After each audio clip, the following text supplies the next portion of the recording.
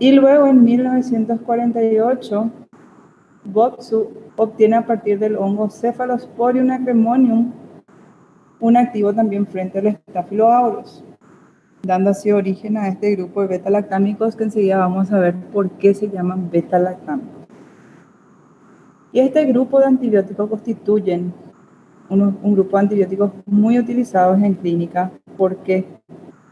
Porque tienen una potente acción bactericida. Cuando vimos la otra vez generalidades, vimos que son unos inhibidores de la pared celular de la bacteria. Son antibióticos que tienen un amplio espectro. Si nos recordamos lo que era un espectro, significa que abarca un gran conjunto de bacterias.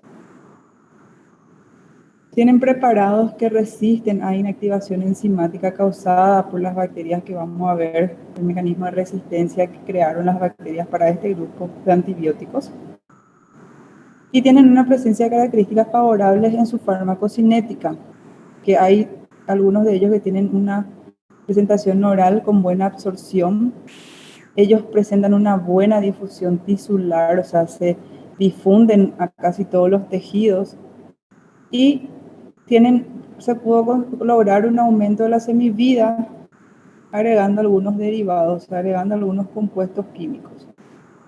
Y también tienen escasos efectos adversos, que si bien vamos a hablar de sus efectos, son escasos, o sea, se presentan en muy pocas personas.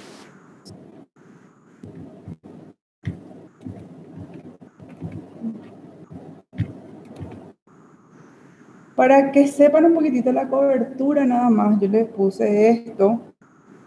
No sé si ya me imagino que ya vieron en microbiología, pero es nada más para que recuerden, ¿verdad?, que existen bacterias gram positivas y gram negativas, que esa diferencia se hace por una tinción en el laboratorio en microbiología y que cuando se hace la tinción de gram, las bacterias gram positivas retienen la tinción azul, ¿verdad?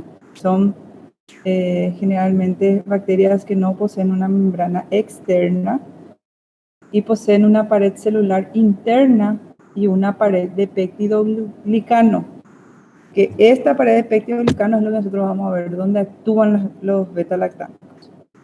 Tiene una capa de peptidoglicano más gruesa, no tiene un espacio periplasmático y generalmente la penicilina, que es el primer representante de los beta-lactámicos, mata a estas gram positivas, ya que justamente su acción, como vimos, es un inhibidor de la pared y lo que hace es bloquear la formación de enlaces peptídicos entre las cadenas de peptidoglucano. Las bacterias gram negativas, generalmente al hacer la tinción de gram, quedan decoloradas, o sea, se quedan en color rosado o rojo, porque ellos poseen una membrana externa, ¿verdad?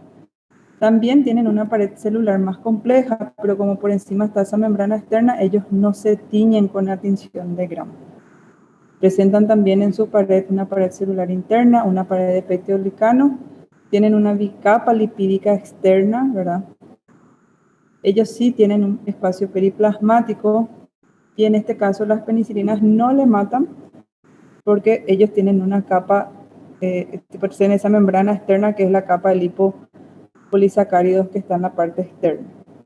¿Está bien? Entonces estas son las diferencias cuando nosotros hablamos de gram positivos y gram negativos. Recordar que los gram positivos no tienen membrana externa y tienen la pared celular. Entonces ahí sí hay la unión con la penicilina porque vamos a ver que están las PBP, que son Penicillin Bite Protein.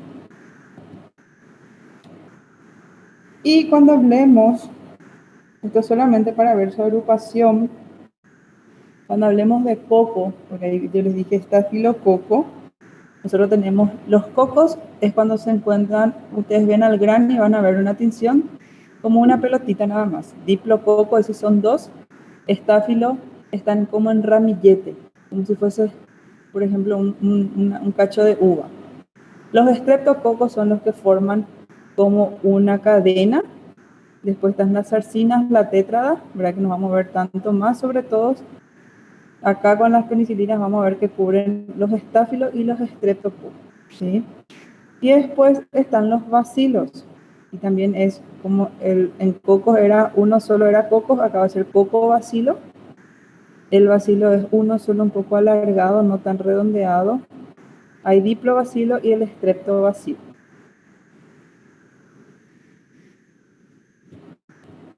Entonces eso es solamente para que entiendan cuando me refiero a la cobertura antibiótico en el grupo bacteriano. Cuando hablemos de los beta-lactámicos, por supuesto que lo primero que siempre tenemos que hablar es cómo ellos se clasifican. Como les dije, acá vamos a después ver una diferencia entre los beta-lactámicos que son naturales y algunos son sintéticos. El nombre beta-lactámico viene porque estos antibióticos tienen un anillo beta-lactámico, ¿verdad? Que es este, es un anillo de 4 componentes químicos que están asociados generalmente a otros anillos. Dependiendo de qué tipo de anillo es, vamos a ver que están las penicilinas, que están las cefalosporinas, que están los carbapenémicos y los monobactámicos, porque son 4 en este grupo de beta-lactámicos. Entonces, el anillo beta-lactámico asociado a un anillo tiazolidínico, ¿verdad? Que es este anillo de 5 componentes, que se llama nucleoácido 6-aminopenicilánico, ¿verdad? Y esto tiene la posibilidad de unirse a una cadena lateral, que es esta R que está acá presente. Y esta cadena R es lo que se va a variar y va a dar las características bacterianas y farmacocinéticas. Y ahí es la diferencia, o sea, esta cadena lateral es la que va a dar la diferencia entre la penicilina G, la penicilina B. Pero esto es simplemente para que ustedes sepan que este anillo de 4 componentes es el anillo beta-lactámico, que vamos a ver que todos los antibióticos de este grupo presentan y tienen generalmente la unión a otro anillo. En el caso de las cefalosporinas, vemos de vuelta, ¿verdad?, este anillo beta-lactámico, que está unido en este caso a un anillo dihidrotiazínico que tiene 6 componentes, a diferencia de la penicilina que tiene 5 componentes. Y otra característica que tienen las cefalosporinas es que ellas tienen unión a 2 cadenas laterales. O sea, una cadena se une al anillo de dihidrotiazina y el otro al anillo beta-lactámico. Y la variación de esas cadenas son los que van a dar los distintos tipos de cefalosporinas, porque vamos a ver que existen varios grupos, ¿sí? Y acá para que vean, como yo les dije, todos los grupos grandes son las penicilinas, las cefalosporinas, los carbapenems y los monobactámicos. Estos 4 primeros son los que constituyen el grupo de los beta-lactámicos. Y siempre van a tener como base este anillo beta-lactámico, que es el cuadradito, más un anillo secundario, que cuando es un anillo tiazolidínico es la penicilina. Si es un anillo dihidrotiazínico, o sea, de 6 componentes, es una cefalosporina. Si es un anillo pirrolínico, forman los carbapenems. Y si es solamente el anillo beta-lactámico, ahí es monobactámico, mono de 1, ¿sí? Y acá les puse uno más que tiene la estructura parecida, que es un anillo beta-lactámico unido a un anillo oxalidínico, que es el ácido clavulánico, que nosotros vamos a ver después que el ácido clavulámico no es un antibiótico en sí, pero es un componente que se une a estos compuestos para inhibir a las beta-lactamasas, que vamos a ver que constituyen una de las principales formas que crearon las bacterias para crear resistencia frente a los beta-lactámicos, ¿sí? O sea, esto es solamente para que ustedes vean que la estructura base de todos estos antibióticos es ese anillo beta-lactámico. Por eso se llaman antibióticos beta-lactámicos. Una forma para que recuerden, una memotecnia, para que recuerden quiénes forman este grupo, era decir, pecamos, ¿verdad? PE de la penicilina, La C de cefalosporina con la K, o sea, se une con la carbapenem, y MOS de monobactámico, ¿sí? Entonces, eso es una memotecnia para recordar cuáles son los 4 que forman los beta-lactámicos. Penicilina, cefalosporinas, carbapenem y monobactámicos. ¿Vamos bien hasta acá?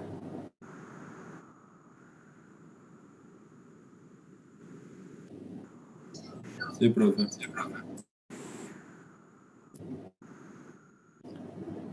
Y como les dije, hay varias, en el libro mismo te van a ver varias clasificaciones, ¿verdad? Pero yo traté de ponerle solamente esa de la estructura. No hace falta que ustedes sepan los nombres de los anillos, pero sobre todo si tienen que saber el dibujo de la diferencia por cualquier cosa, ¿verdad?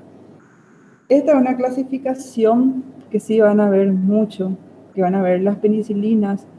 Están las penicilinas naturales, ¿verdad? O sea, que no fueron porque cuando se empezaron las resistencias contra estos antibióticos, se fueron viendo la forma de prolongar la vida media, de hacer, por ejemplo, que tengan más hidrosolubilidad para que puedan ser administrados por vía oral, ampliar su espectro, y así se fueron creando los otros tipos de beta-lactámicos, ¿sí?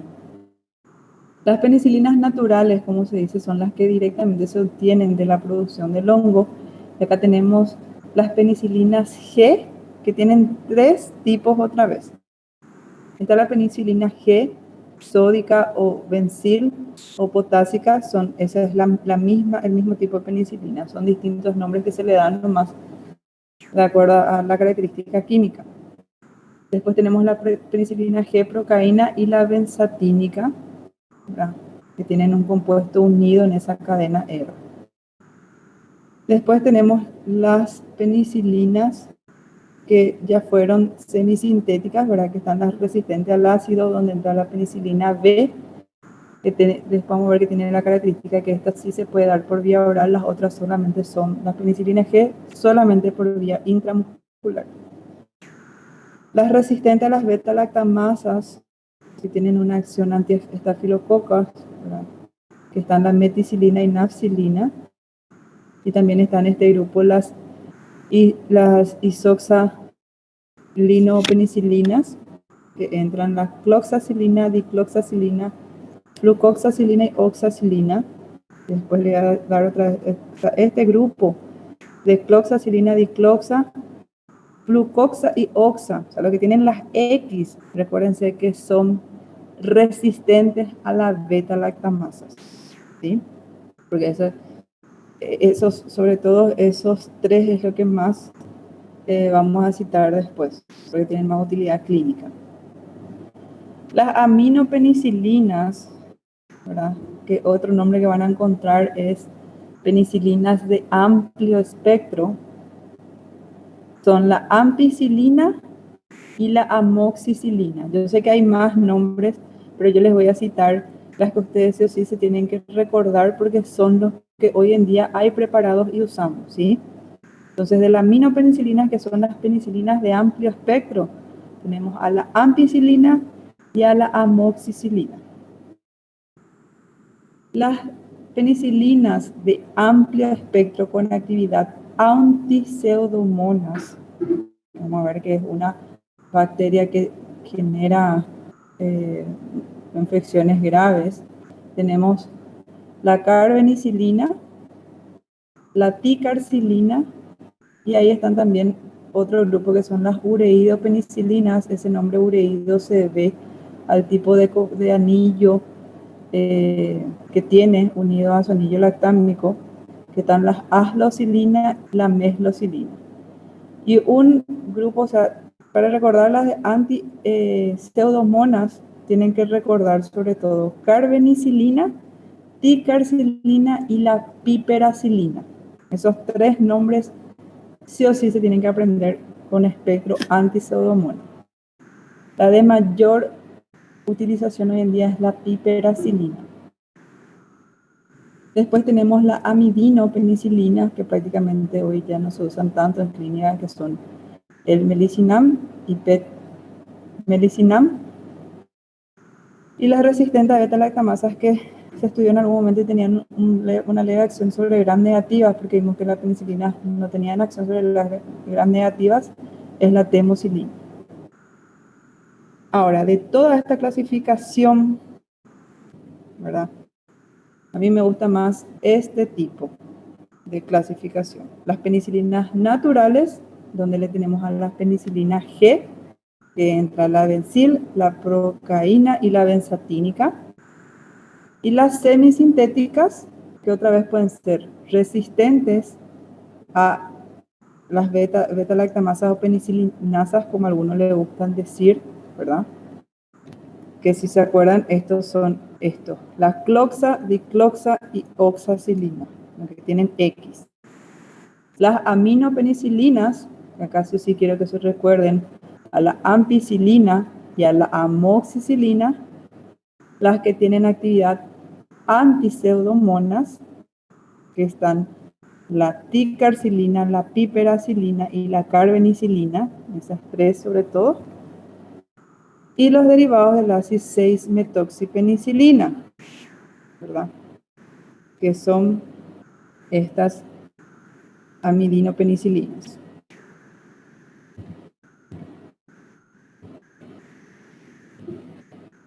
Y en el grupo, como les dije, de naturales, otra vez, estos son todos distintos tipos de clasificación, nomás que yo les estoy mostrando para que ustedes, digamos, entiendan un poquitito cuando vean, porque ahí, como les dije, varios tipos como ellos le clasifican. Y de vuelta, las penicilinas están las naturales, que hablan de la penicilina G o bencilpenicilina, o penicilina sódica, como les dije, que van a encontrar en otros lugares del nombre. La penicilina benzatínica o bencilpenicilina benzatínica es otra forma de llamarle. La penicilina B o fenoximetilpenicilina y la feneticilina, que estas dos son las que se pueden dar vía oral, pero hoy en día prácticamente la vía oral existente es la penicilina B.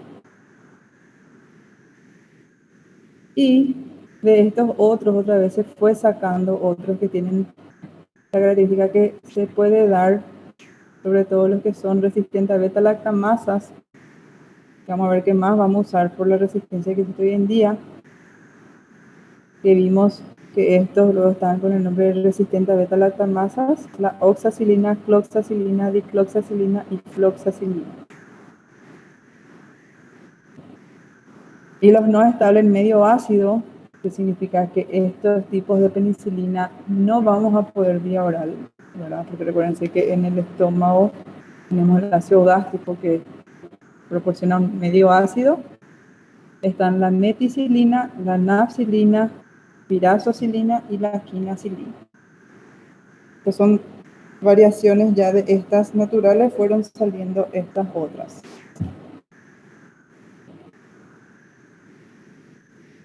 Entonces, sabiendo que existen este tipo de penicilinas, sean naturales o sintéticas, que tienen otra vez algunas variaciones en su espectro,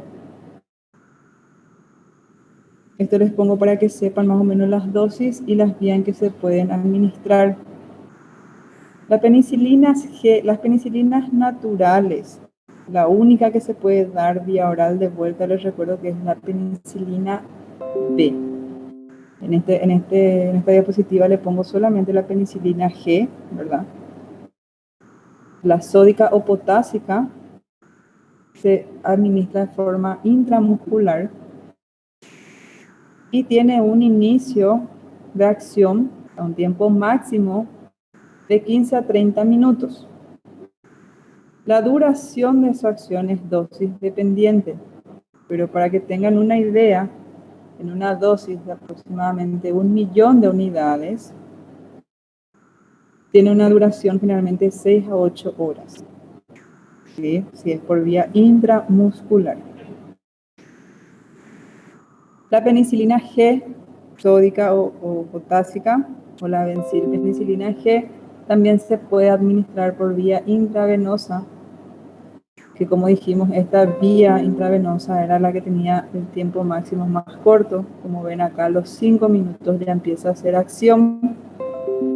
Y la duración de la acción cuando se hace por vía intravenosa es de 1 a 2 horas y por ello es que se tiene que hacer con goteo continuo. O sea, se tiene que mantener un mismo aporte durante el tiempo que se está dando. La penicilina de depósito, o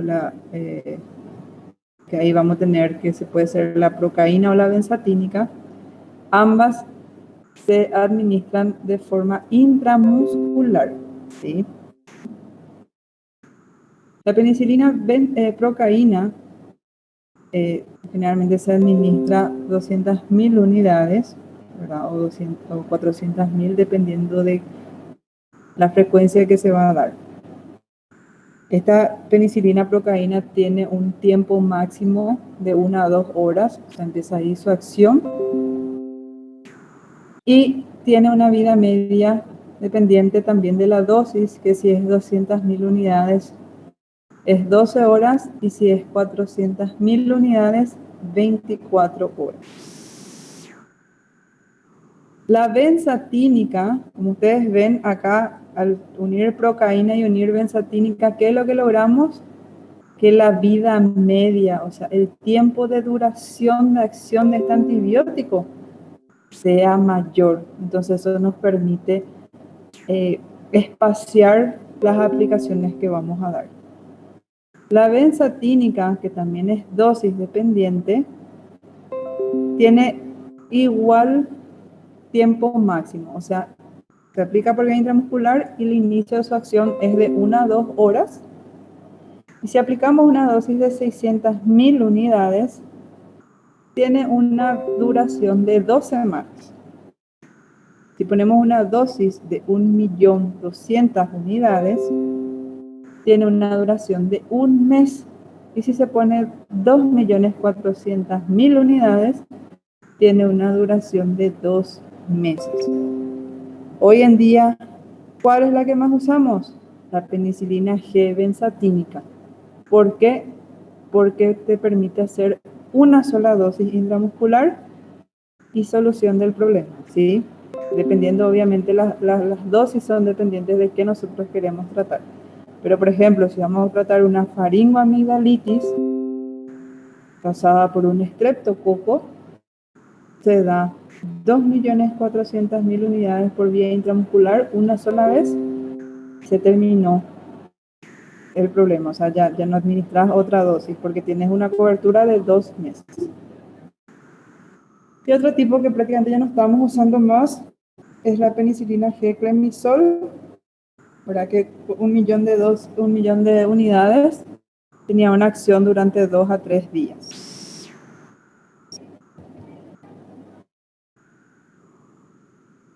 Como les dije, la ventaja en el grupo de las penicilinas es que administradas por las vías recomendadas, como dije, las penicilinas naturales, todas las que tengan G, se dan intramuscular, y la G sódica o potásica es la única que se puede dar intravenosa. Las que están unidas a procaína y a benzatina, siempre intramuscular.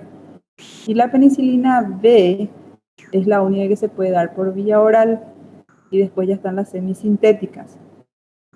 Lo que sí que todas ellas, si se dan por las vías que están recomendadas, tienen muy buena absorción, ¿sí? Y tienen unión a albúminas en un porcentaje variable. Por ejemplo, una unión de 15 al 20% en el caso de las amino, ¿verdad? Que están la ampicilina y la amoxicilina y meticilina. Hay una unión intermedia a la albúmina en la penicilina G, la B y la carbenicilina, que es aproximadamente un 50%. Y una unión muy alta a la albúmina de las que son ixazólicas o las que son resistentes a beta-lactamasas, que entran la cloxacilina y dicloxacilina, que se unen aproximadamente 92 al 95% a la albúmina.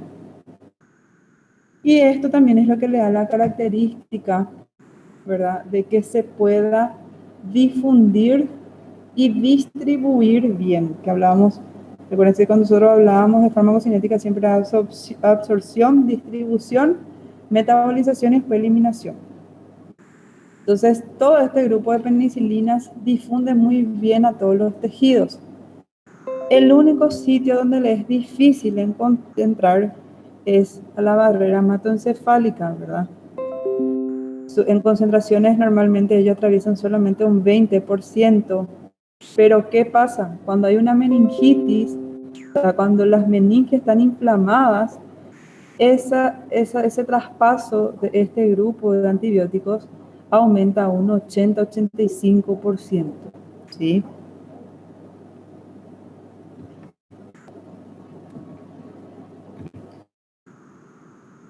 Por vía oral, dijimos que solamente está la penicilina B, que generalmente tiene un inicio de acción, un tiempo máximo de 30 a 60 minutos. Y tiene una duración de 4 a 6 horas, ¿sí? Y acá tenemos el grupo, por ejemplo, de las que son penicilasas resistentes, donde entra la napsilina y meticilina, que se puede dar por vía intramuscular o endovenosa y tiene una duración de 6 horas.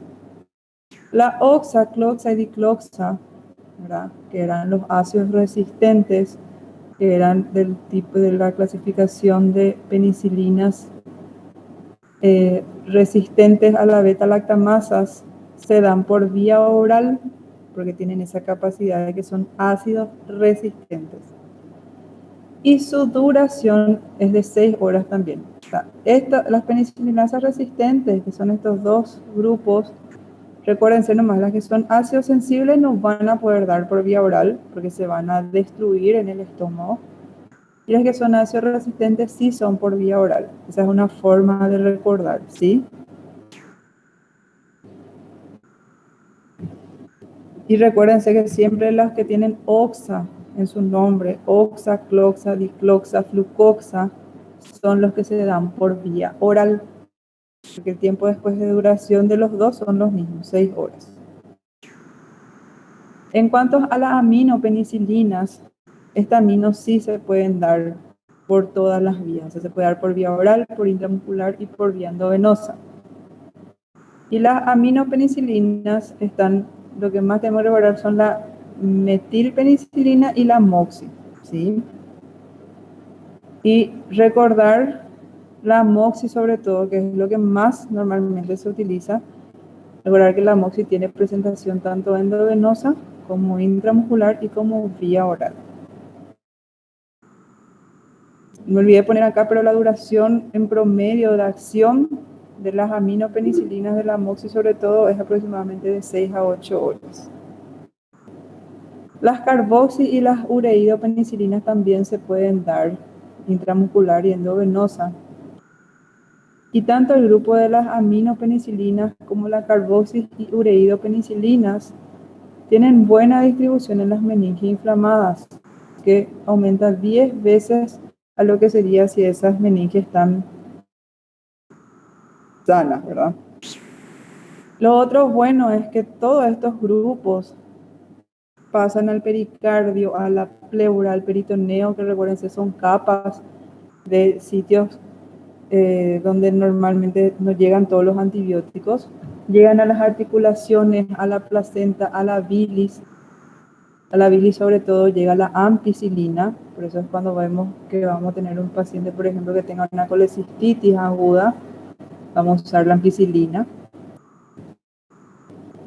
Y el metabolismo es sobre todo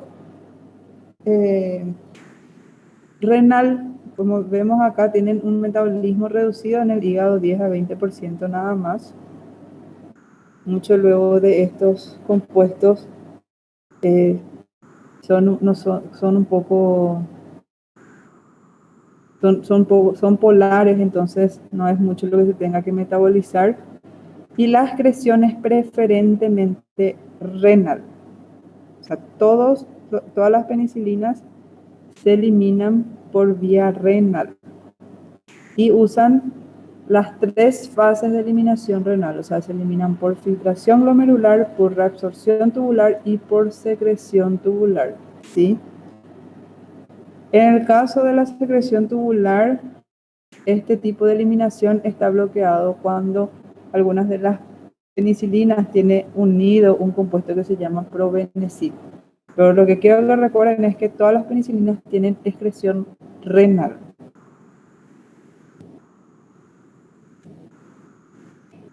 Las penicilinas en sí pueden generar efectos adversos. Como vimos, casi todos los fármacos tienen efectos adversos. La ventaja que tienen es que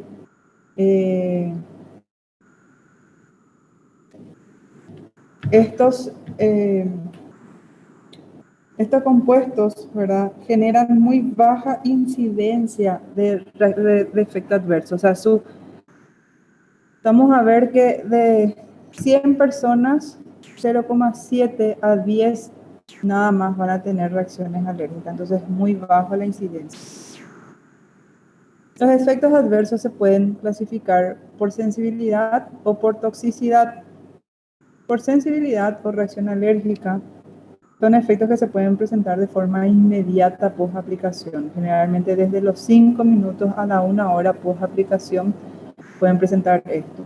El más grave es el shock anafiláctico, ¿verdad?, que puede presentarse como una crisis asmática. Van a encontrar el paciente que hace chillido, tiene dificultad respiratoria.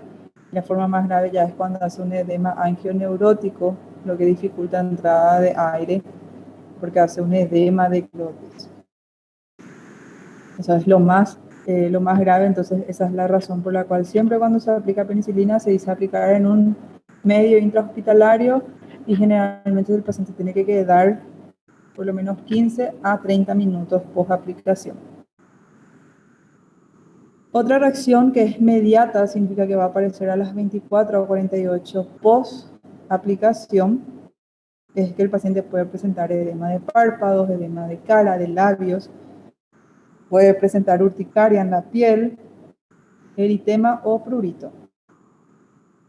Y las reacciones tardías, que se pueden dar entre 5 a 14 días post aplicación, puede presentarse como enfermedades del suero, o sea, ya es reacción que genera inmunoglobulinas en la sangre, como eritemas, presencia de fiebre, de dolores articulares, mialgia o dolores musculares, hepatoesplenomegalia, adenomegalia, presencia de albuminuria, porque recuérdense que se elimina por vía renal, y el más grave, el síndrome de Stevens-Johnson, que vamos a ver que es una reacción en donde se queda, prácticamente toda la piel se queda roja y se empieza a descamarse.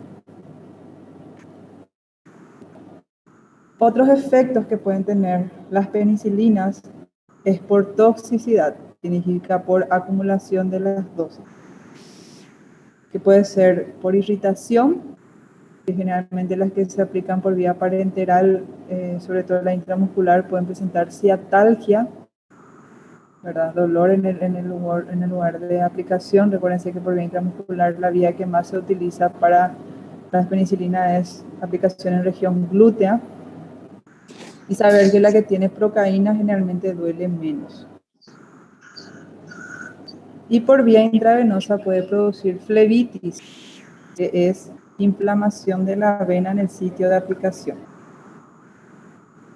Las amoxis que se dan por vía oral, tanto la amoxi, la cloxa, la oxacilina, lo que más dan son reacciones gastrointestinales como náuseas, vómito y diarrea. Y las reacciones que consideramos tóxicas, hay una que se llama reacción de Yaris-Eschenmeyer, ¿verdad?, que generalmente se veía cuando se hacía tratamiento de la sífilis primaria o secundaria. Que esto la verdad que es una reacción que se ve cuando se usa la penicilina, pero realmente la reacción que causa esto es por la destrucción del treponema pallidum, ¿sí? O sea, cuando se destruye el treponema pallidum, que es el que causa la sífilis, se liberan endotoxinas. Entonces, esa liberación de endotoxinas cuando se está destruyendo el treponema hace que se exacerben las lesiones en la piel, se ponen más rojas, suelen empezar a doler, el paciente presenta fiebre, cefalea, le duele todo el cuerpo, ¿verdad? Y generalmente tiene la duración de 48 horas y se trata con aspirina. Como les dije, esto realmente es una reacción de las endotoxinas del treponema, pero les menciono porque en algún momento van a encontrar como una reacción de la penicilina y realmente está causada porque se, se causa cuando empieza a hacer acción la penicilina, ¿sí? ¿Me querían preguntar algo?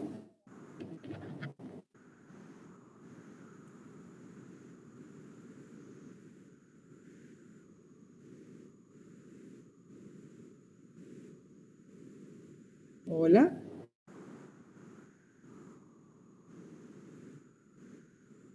No, profe, no.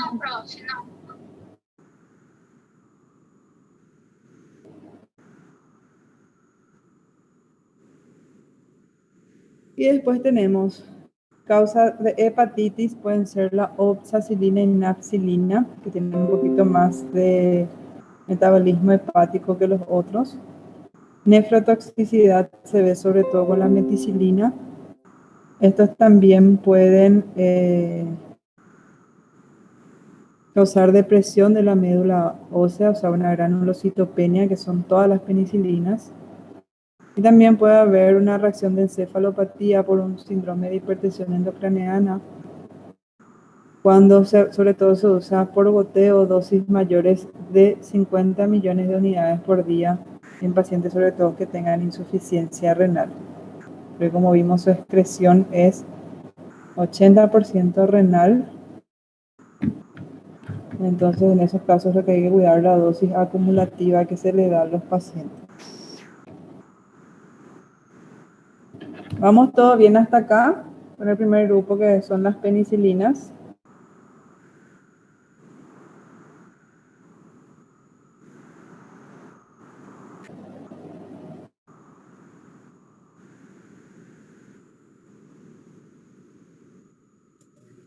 Sí, profe.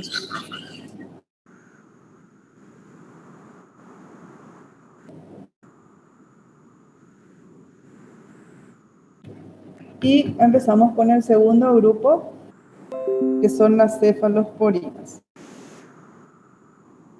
Como les dije, en el grupo, en el libro, ustedes no van a ver así separado en sí, sino que van a ver que cuando se habla de farmacodinamia, habla primero de penicilina y después de cefalosporina. Yo les separé en estas diapositivas porque es más fácil estudiar así, primero todas las penicilinas juntas y después las cefalosporinas, ¿sí? Las cefalosporinas, que son el segundo grupo, que tenían el anillo beta-lactámico unido a un anillo de 6 componentes, son antibióticos que tienen primera, segunda, tercera y cuarta generación. Sí, vamos a ir viendo la característica de cada una. Las cefalosporinas de primera generación tienen una alta efectividad contra los gérmenes gram positivos, incluidos los que tienen penicilasa, ¿verdad? Están los estafilococo y meticilino resistentes y los enterococos. Ellos no tienen efectividad sobre los anaerobios y no penetran al sistema nervioso central, a diferencia de las penicilinas. Y en este grupo de cefalosporinas están el cefadroxilo, la cefaloglicina, cefalaxina, cefaloridina, cefalotina y cefapirina. ¿Cuáles usamos más en clínica? Cefadroxilo y cefalotina, ¿sí? Y cefalexina, esos son los tres que más usamos. Cefadroxilo, o sea, los tres que están hacia la izquierda son los que más usamos en clínica. Y cobertura, para que se recuerden, es gérmenes gram positivos, ¿sí?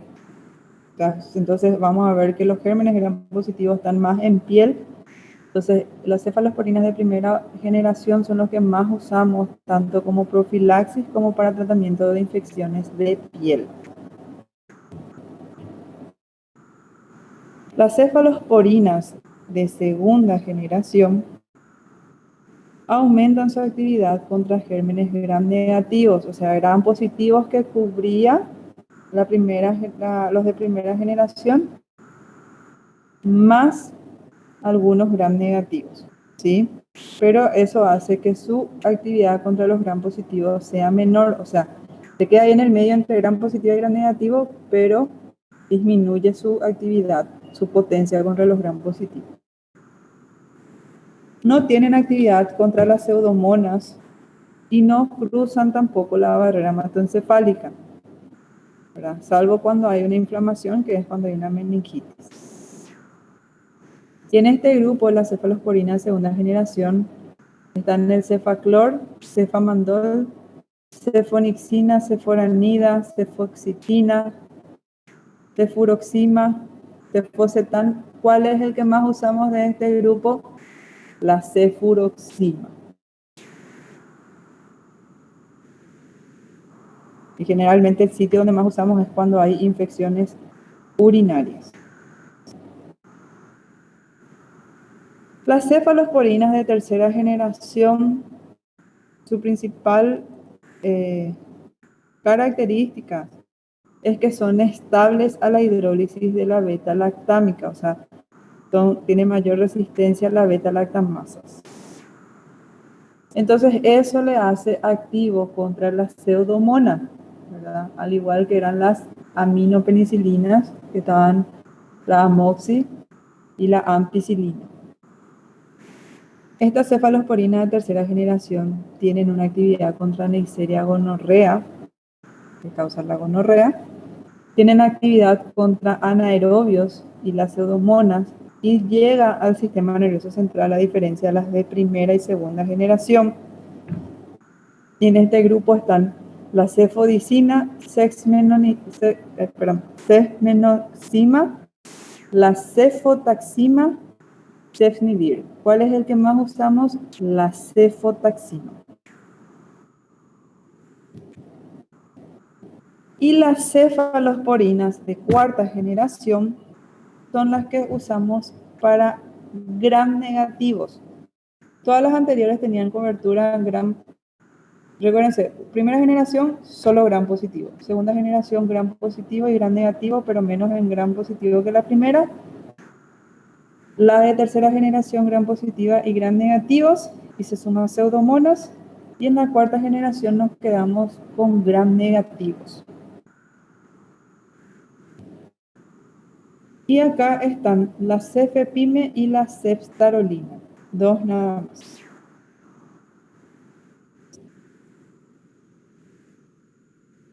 Y ahí crea un poco de confusión, ¿por qué? Porque cuando nosotros estudiamos los beta-lactámicos, antes de mencionar esto nomás les quiero hacer un hincapié.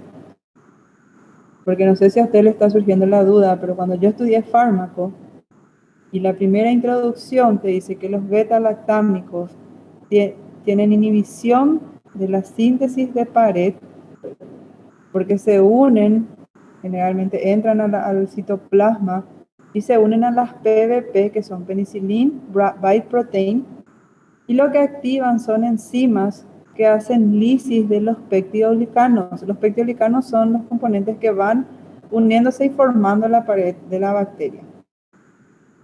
Entonces ellos lo que hacen es cortan los peptidoglicanos, y estos peptidoglicanos no pueden unirse para formar la pared. Entonces la bacteria interpreta como que algo está mal y desencadena un mecanismo de autolisis, se autoelimina la bacteria. Y sin embargo, los gram negativos tienen esa pared, pero están protegidos por una membrana externa. Y entonces yo me pregunté, ¿cómo hacen estas cefalosporinas para actuar frente a los gram negativos si es que ellos tenían que tener acción por su anillo beta-lactámico solamente sobre la pared? Y es esa cadena lateral, como ustedes recuerdan, la cefalosporina, yo le puse el dibujo, ellos tienen dos uniones de cadenas laterales. Y eso es lo que le da la capacidad de poder penetrar esa membrana que tienen los gram negativos y de hacer su acción. De ahí es donde viene la complejidad de hacer la modificación de las moléculas para que puedan tener esa acción, ¿sí? De vuelta vemos las cefalosporinas de primera generación, que dijimos que era la que más tenía actividad frente a los gram positivos. y sobre todo van a incluir a los estafilococos, que el que más representa este grupo es el estafilococo aureus, y por microbiología quiero que recuerden que el mayor sitio de infecciones, sobre todo de piel, y a través de todo lo que pueda entrar a través de la piel, ¿sí? Una celulitis, por ejemplo, que entró a través de un corte de piel. Y estas también cubren algunas cepas de gram negativo, pero lo más importante es que ustedes sepan que cubre sí o sí gram positivos, porque los gram negativos que cubren son E. coli, Klebsiella y Proteus. Y recordar que su cobertura es sobre todo para los estreptococos piógenes, ¿verdad? Alfa y beta hemolítico, el Streptogalactia viridans, a los anaerobios y el estreptococo pneumoniae. Entonces, todas las infecciones que estén causadas por estáfilo y por estreptococos pueden ser tratadas con las cefalosporinas de primera generación. Ahora estamos hablando de si no hay resistencia. Las cefalosporinas de segunda generación vimos que tienen cobertura a gram positivo y gram negativo, ¿verdad? Pero es menos a gram positivo que los de primera generación. Entonces, ellos van a tener cobertura sobre Haemophilus influenza, van a tener cobertura sobre el Citrobacter, sobre el Proteus y algunas especies de la Serrata. No tienen actividad sobre Pseudomonas ni sobre Acinetobacterias. Y la cefotixina es la que es más activa contra los bacteroides frágiles. Las cefalosporinas de tercera generación tienen actividad contra gram positivos que son sensibles a los de primera generación, entonces entran los estrepto y los estáfilo, pero tienen una acción menos potente, ¿sí? Lo que se suma es que ellos son útiles para enterobacterias, para que son gram negativas, como la Escherichia coli, la Klebsiella, el Enterobacter, el Proteus, la Morganella, la Providencia, la Serrata, Salmonella y Shigella. Y tienen acción también sobre Neisseria gonorrea y Neisseria meningitidis. Entonces, no me estoy acordando, nosotros teníamos una memotecnia acá, voy a tratar de recordar para pasarles en la próxima clase, porque acá en la tercera generación hay muchos grupos que son diferentes, ¿sí? Que yo me acuerdo, ¿verdad? Que entraba, era al final del, tipo cuando uno ve el abecedario, ¿verdad? Y decía MPRS, y eso cubre, porque está Enterobacter E, M, Morganella, N de Neisseria, tanto gonorrea como meningitidis, P de Providencia, Proteus, Q lo que no hay, pero la Q le poníamos a la Klebsiella en vez de la K, R de Proteus, y S que entra Serrata, Salmonella y Shigella.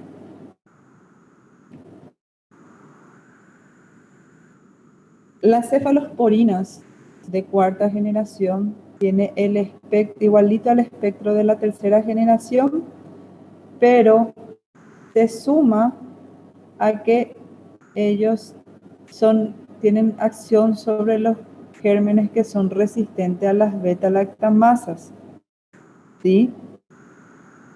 Entonces, ellas tienen mayor acción frente a los estáfilos, enterococos y la Pseudomonas aeruginosa.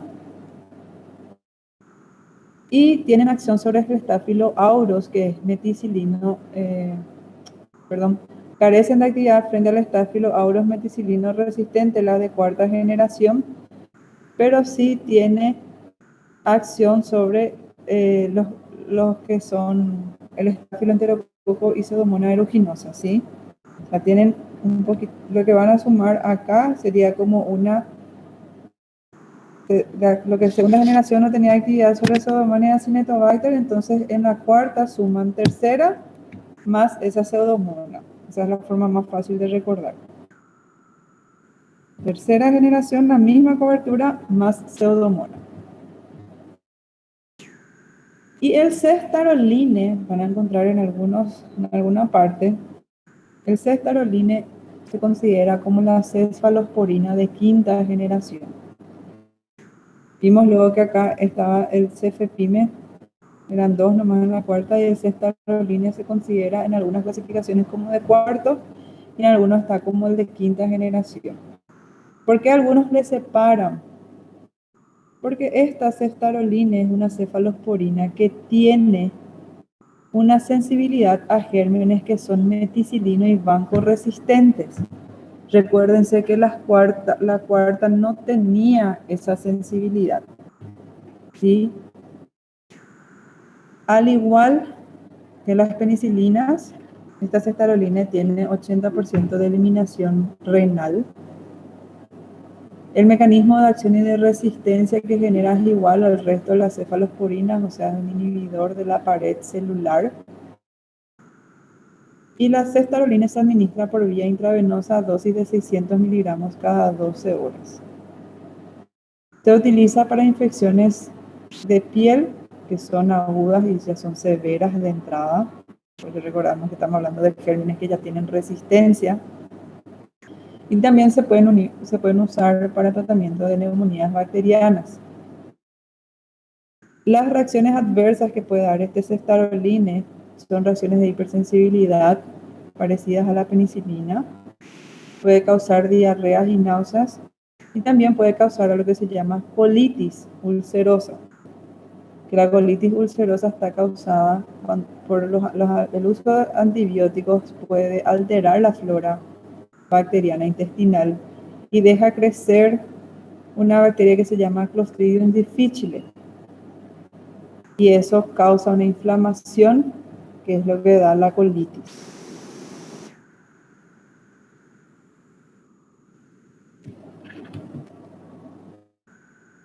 El mecanismo de acción y de resistencia bacteriana frente a estos beta-lactámicos, ¿verdad?, tanto frente a las penicilinas como a las cefalosporinas, saber que estos dos grupos lo que hacen es inhiben la síntesis de la pared bacteriana, ¿sí? Ellos generalmente tienen incapacidad para pasar a los gram negativos. En el caso de las cefalosporinas, que tienen acción de gram negativos, porque, como ya les dije, esa cadena lateral que tenían les permitía entrar a través de esa membrana, a través de porinas. Pero, ¿qué hacen las bacterias? Las bacterias pueden disminuir su número de porinas por mutaciones bacterianas.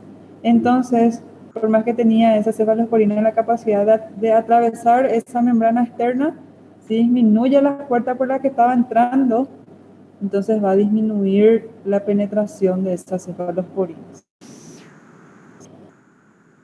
Otro tipo de mecanismo de acción que pueden hacer las bacterias es las bacterias pueden cambiar su composición y hacer que ese antibiótico pierda afinidad por las proteínas a las que tenía que unirse en la pared.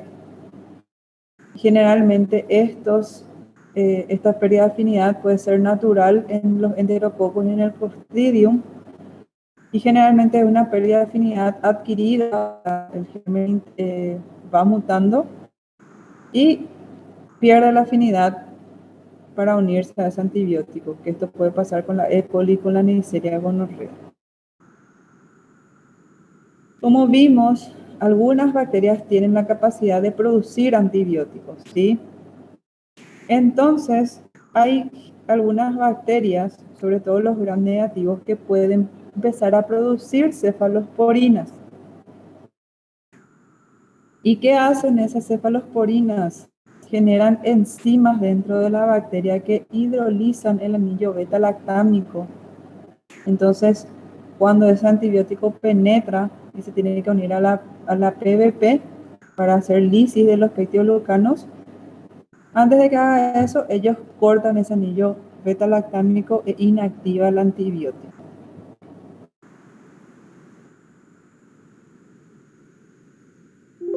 Entonces,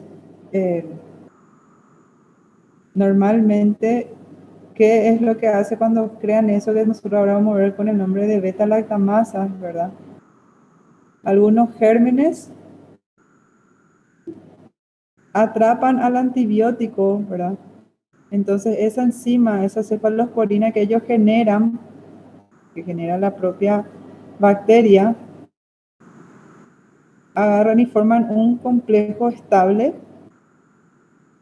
Pero acá está la penicilina y acá está la cefalosporina, y esa cefalosporina lo que hace es le inhibe, le hace como un bloqueo para que esta penicilina pueda unirse a las proteínas, a las PBP, penicillin biprotein, y empezar a hacer la lisis. Entonces la enzima agarra y la atrapa, este antibiótico la atrapa, y ahí viene la enzima a destruir este anillo.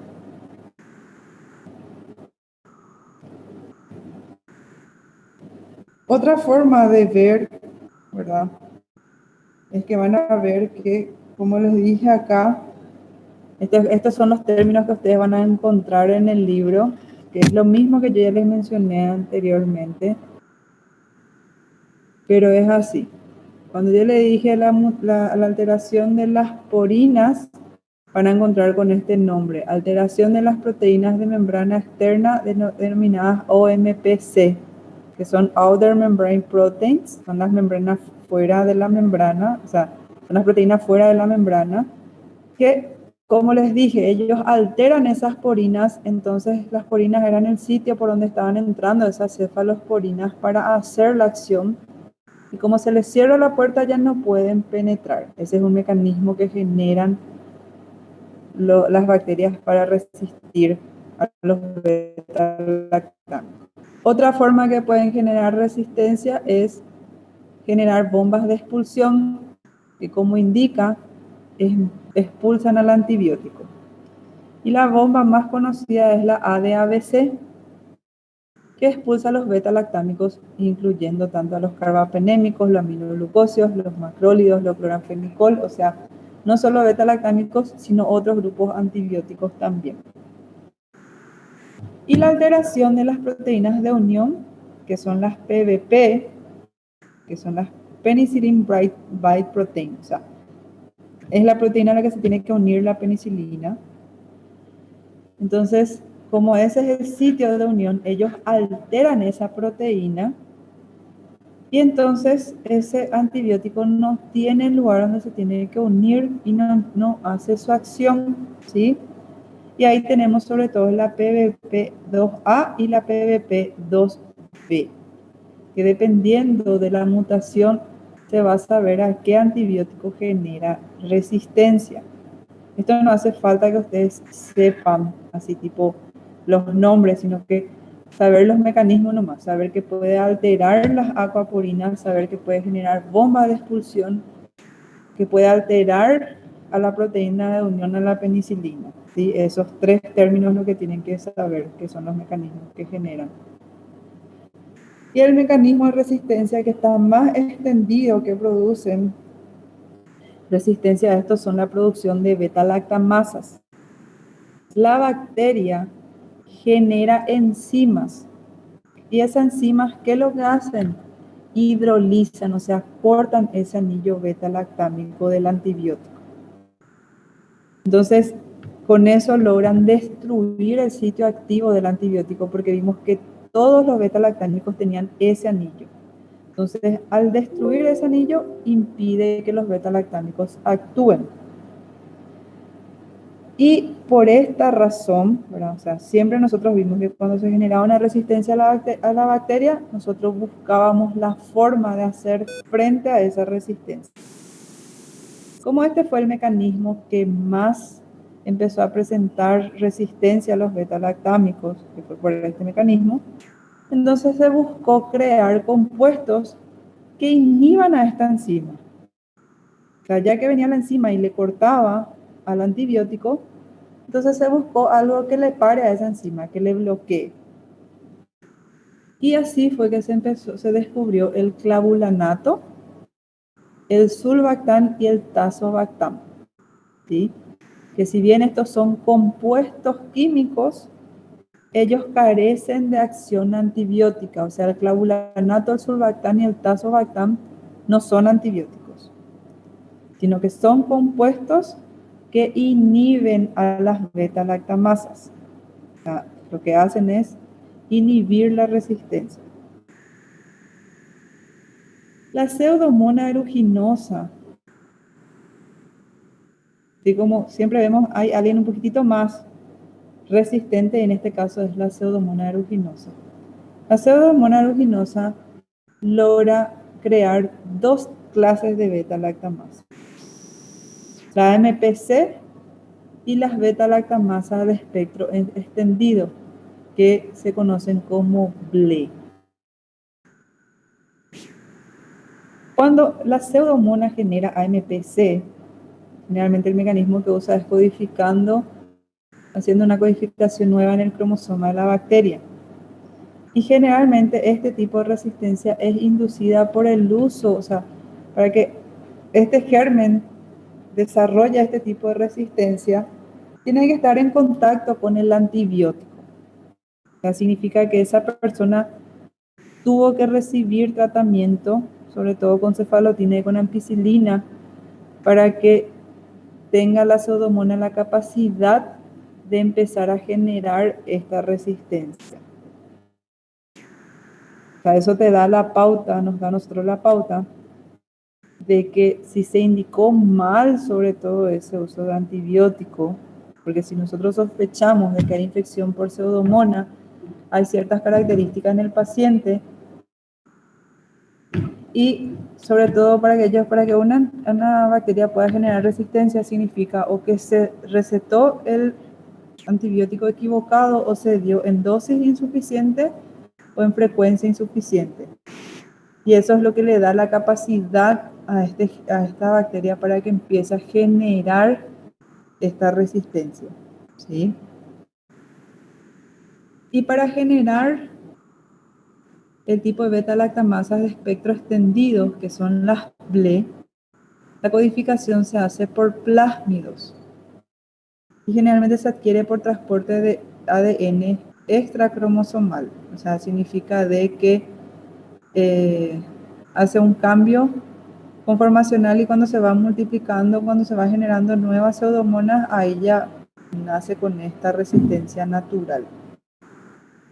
Y las BLE, que son beta-lactamasas de espectro extendidos, tienen resistencia tanto a las penicilinas como a las cefalosporinas.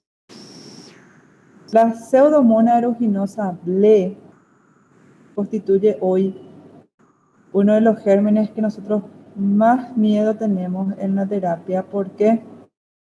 Porque son muy pocos los antibióticos que tienen acción sobre ella. O sea, por más que se descubrieron beta-lactámicos nuevos, se ampliaron su vida media, todo, el hecho de asociar, por ejemplo, clavulanato, sulbactano, tazobactam, igual no son suficientes para hacer frente a los BLE. O sea, la resistencia por beta-lactamasa espectro extendido prácticamente anula que uno pueda tratar con cualquier tipo de penicilina y cualquier tipo de cefalosporina. Si uno tiene un cultivo positivo para Pseudomonas aeruginosa, tiene que descartar prácticamente ya todas las penicilinas y todas las cefalosporinas. Y esto es solamente para que ustedes vean, ¿verdad?, cómo fueron evolucionando estas beta-lactamasas, o sea, cómo las bacterias fueron mutando y generaron varios tipos de beta-lactamasas, que no es solamente uno. Esto es solamente para ver, ¿verdad?, qué sustrato, o sea, ellos generan las beta-lactamasas como el AMP, y a quién le ataca a la cefalosporina. Y se descubrió quién le podía inhibir y era el Astreonam, que es un monobactámico, que es el último grupo de los beta-lactámicos. Los PC1, que eran generados por los Staphylo aureus, le atacaban a las penicilinas y se consiguió inhibirle gracias al ácido clavulánico, ¿sí? Entonces, siempre que aparecía un mecanismo de resistencia, que acá están los distintos tipos que se le dio nombre de acuerdo al tipo de variación nomás que generaba, ¿verdad? Le atacaba a un tipo de antibiótico y se veía la forma de combatirle igual. Esto es solamente para ejemplificar, para que ustedes vean nomás, ¿verdad? No les vamos a exigir que ustedes sepan los tipos de BLE, sino que es para que vean nomás la cantidad de mutaciones que consiguieron hacer las bacterias para hacerle resistencia a los distintos tipos de antibióticos.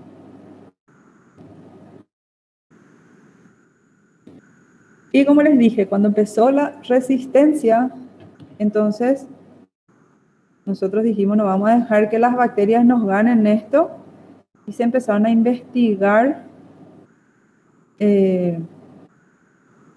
cómo hacerle otra vez frente, o sea, cómo ganarle la batalla. Y así se descubrieron los inhibidores de la beta-lactamasa, que son compuestos que tienen una estructura química parecida a los beta-lactámicos. Les mostré al inicio el ácido clavulámico, que se parece muchísimo a una penicilina. Pero como les dije, estos inhibidores no tienen actividad antimicrobiana propia. O sea, si vos le das solo, no le va a matar a ninguna bacteria, ¿sí? Siempre van a tener que ir asociado a algún beta-lactámico. Y el ácido clavulánico es lo que se unió a la amoxicilina y a la tircacilina. El sulbactam, tenemos también hoy en día que se unió a la amoxi, pero la primera unión se fue a la ampicilina. Y el tazobactam se unió a la piperacilina.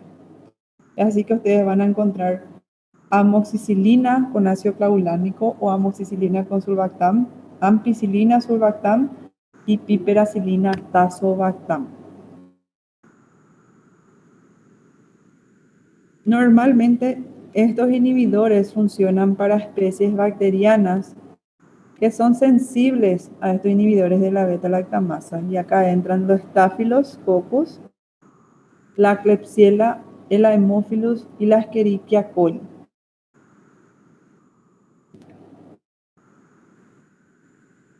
Y así como hablamos de la farmacocinética de las penicilinas, ahora nos toca hablar de las farmacocinéticas de las cefalosporinas.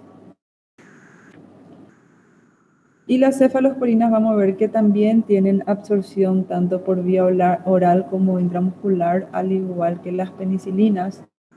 Tienen muy buen sistema de transporte, también tiene unión a la albúmina y se distribuyen muy bien por todos los tejidos, difunden bien a todas las áreas. Al sistema nervioso central vimos que las de primera y segunda generación no tienen paso, sin embargo las de tercera ya. Y el metabolismo es un pequeño porcentaje también hepático y la excreción es preferentemente renal también, al igual. Pero hay otra vez clasificación de acuerdo a su generación. En cuanto a la absorción, la primera generación son ácido resistentes, entonces esto le da las características de que se pueda administrar por vía digestiva, ¿sí? Y ahí está, recuérdense que en la primera generación estaban cefalexina, cefadroxil, y se pueden dar por vía oral. Algunos de la primera generación son ácidos lábiles, como la cefadrina, entonces se prefiere que cuando son ácidos lábiles, o otra forma de decirles, son sensibles al ácido, se tienen que inyectar por vía intramuscular o intravenosa. Con las cefalosporinas, la presencia de alimentos o de leche retarda la absorción, entonces generalmente se recomienda que las cefalosporinas de primera generación se den 1 a 2 horas antes o después de los alimentos, ¿sí? En cuanto a los de segunda y tercera generación, son ácidos lábiles, entonces se van a administrar por vía parenteral. Los únicos dos de la tercera generación que se puedan dar por vía oral porque son ácidos resistentes son el ceftibuteno y la cefpodoxima. Después, de preferencia, no van a equivocarse si segunda y tercera generación dicen que se prefiere administrar por vía parenteral. La más conocida de acá del grupo es la ceftriaxona, ¿sí? Y la de cuarta generación, Anexo quinta generación, como le dije, el ceftaroline, algunos le hacen como quinta generación. Se administran de forma parenteral, que vimos que el ceftaroline era 600 miligramos cada 12 por vía endovenosa. En cuanto a su transporte y su distribución, los de primera generación se ligan a baja proporción a las proteínas del plasma, pero como le dije, se distribuyen muy bien en los fluidos y tejidos corporales, menos al sistema nervioso central cuando hay una barrera hematoencefálica intacta. Como le dije, primera y segunda generación no pasan muy bien a las meninges, ¿sí? A partir de la colita del segundo y tercero recién empiezan a entrar al sistema nervioso central. En la segunda generación, con excepción de la cefuroxima, la sección les puse para que sepan nomás porque hay algunas características que tienen así finas, pero las reglas generales priman más, ¿verdad? La segunda generación sí se unen muy bien a las proteínas, ¿verdad? Tienen unión entre 80 hasta incluso 95% en el caso de la cefonicida. Se distribuyen mejor que los de primera generación a todos los tejidos, porque ellos penetran a pleura, a articulaciones, penetran en el pulmón. Y las de segunda generación, sobre todo la cefuroxima, penetra bien la barrera hematoencefálica, sobre todo cuando hay una meningitis.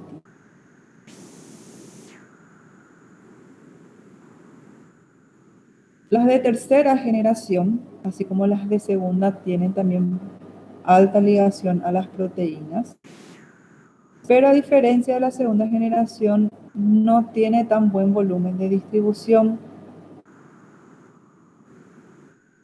O sea, se difunde, llega fácilmente a los tejidos y fluidos corporales, pero a diferencia de la segunda generación, no atraviesa tanto la barrera hematoencefálica, o sea, está bloqueado su penetración ahí, excepto cuando hay una meningitis para el cefamandol y la ceftriaxona. La de cuarta generación, que como le dije en algunos casos le ponen solamente a la cefepime, dejan al ceftaroline para la quinta generación. Generalmente habla de que hay un volumen de distribución de 18 litros, va a ser peso dependiente un poquitito su distribución. No tiene tan alta ligadura a las proteínas, solamente un 20%. Recuérdense que los de segunda y tercera generación tenían alrededor de 80-95% de unión a proteínas. Y penetra la barrera hematoencefálica cuando hay un proceso inflamatorio. Ya prácticamente vimos que casi todas las cefalosporinas, a excepción de los de primera generación, atraviesan la barrera hematoencefálica cuando hay un proceso inflamatorio. Eso en cuanto a cómo se distribuyen. Ahora su metabolismo y su excreción, la última parte de su farmacocinética. Las cefalosporinas de primera generación se metabolizan solamente parcialmente, no hay un metabolismo total. Eso se debe a que ellos no necesitan tanta metabolización para poder eliminarse, ¿sí? Los que se administran por vía oral en primera generación se eliminan prácticamente todos por vía renal en un 100%. Hay un pequeño porcentaje que se elimina por la bilis. Su eliminación renal se da por filtración glomerular en el caso de cefaloridina y por secreción tubular en el caso de la cefalotina. Como les dije anteriormente, el Probenecid puede bloquear el mecanismo de secreción y hace que el antibiótico se mantenga más tiempo. Eso vamos a ver que es un mecanismo de unión del Probenecid cuando queremos que las cefalosporinas de primera generación se queden más tiempo en el cuerpo. Las cefalosporinas de segunda generación prácticamente no se metabolizan, por lo cual, si nosotros hacemos medición en orina, prácticamente está la molécula activa en la orina, ¿sí? sea, no sufre una metabolización hepática. Se puede decir que tiene un metabolismo cero y tiene eliminación renal. Y usan tanto excreción por secreción tubular también, ¿sí? En este caso, por ejemplo, la segunda generación no se asocian al probenecid, o sea, por si uno no puede utilizar este mecanismo para hacer que vivan más. La ceforadina, me comí la F ahí, y la cefonicida tienen vías de eliminación prolongada de por sí, entonces la dosificación de ellos se da más espaciado.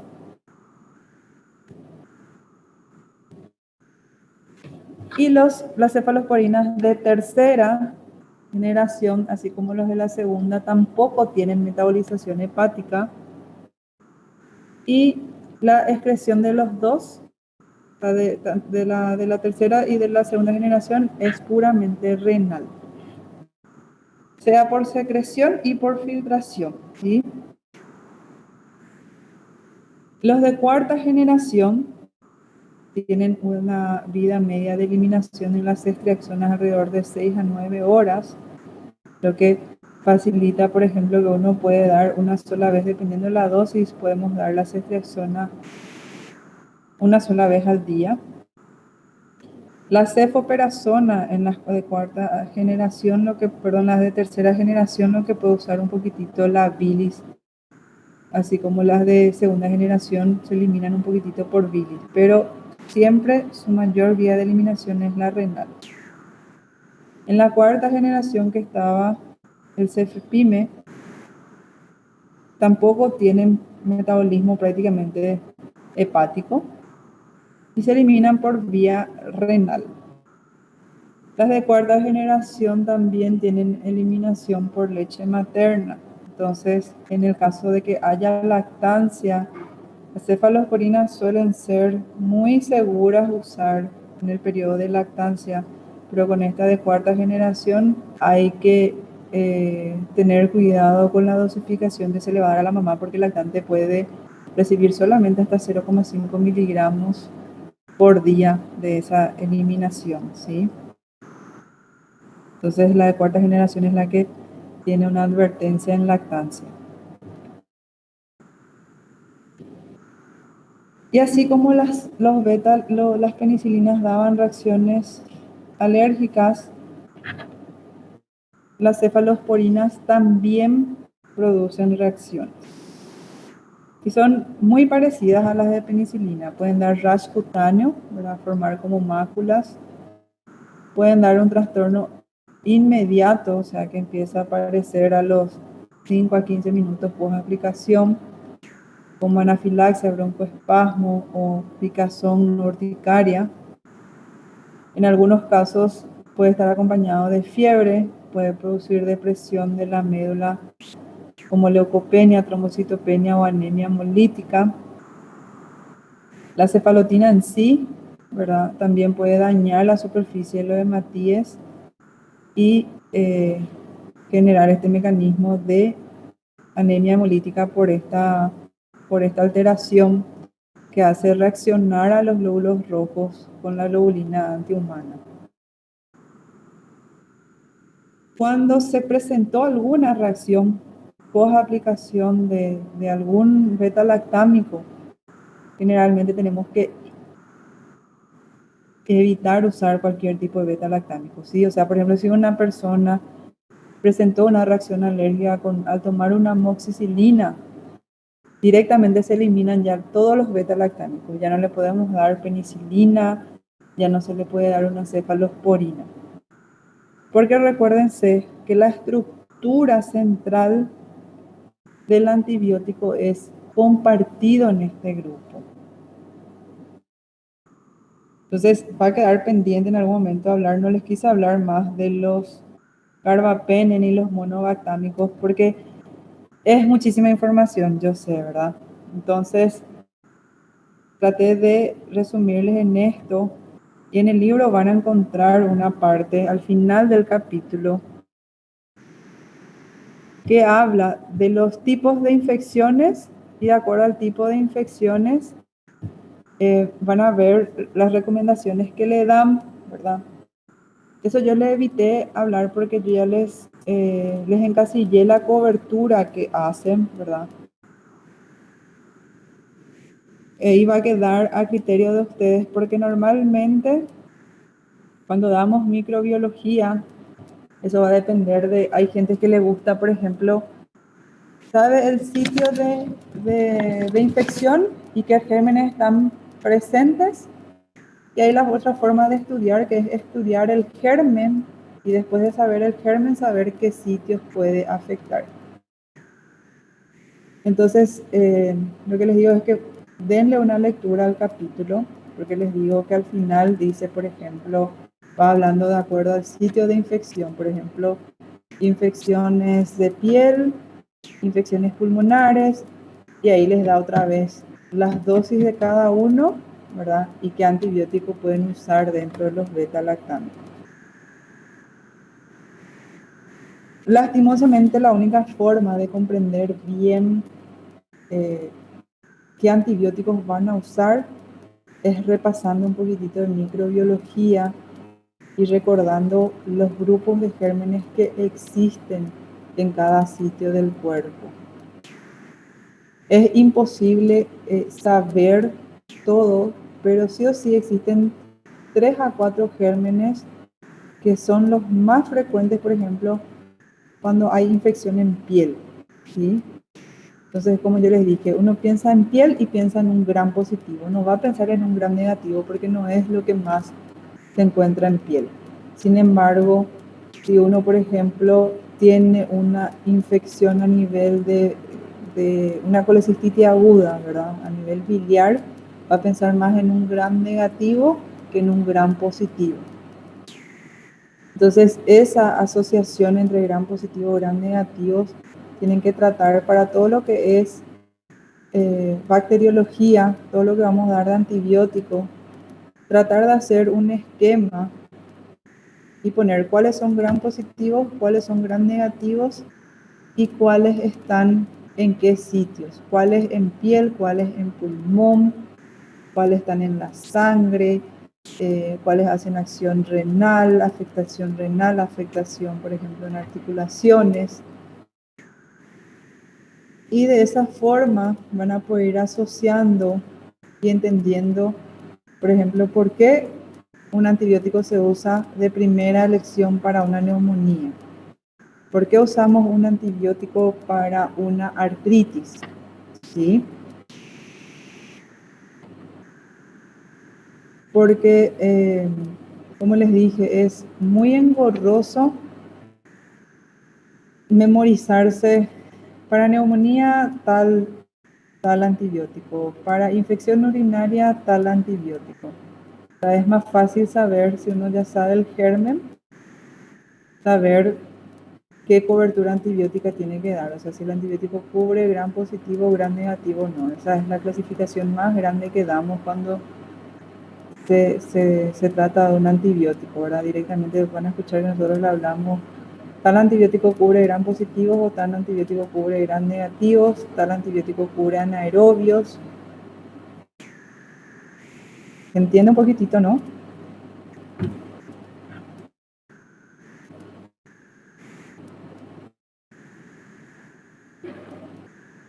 Sí, profe. ¿Tienen alguna pregunta, alguna duda?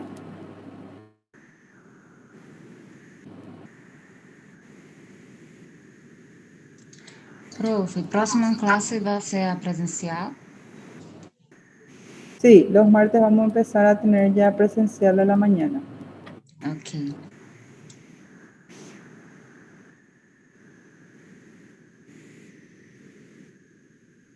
Entonces, no tenemos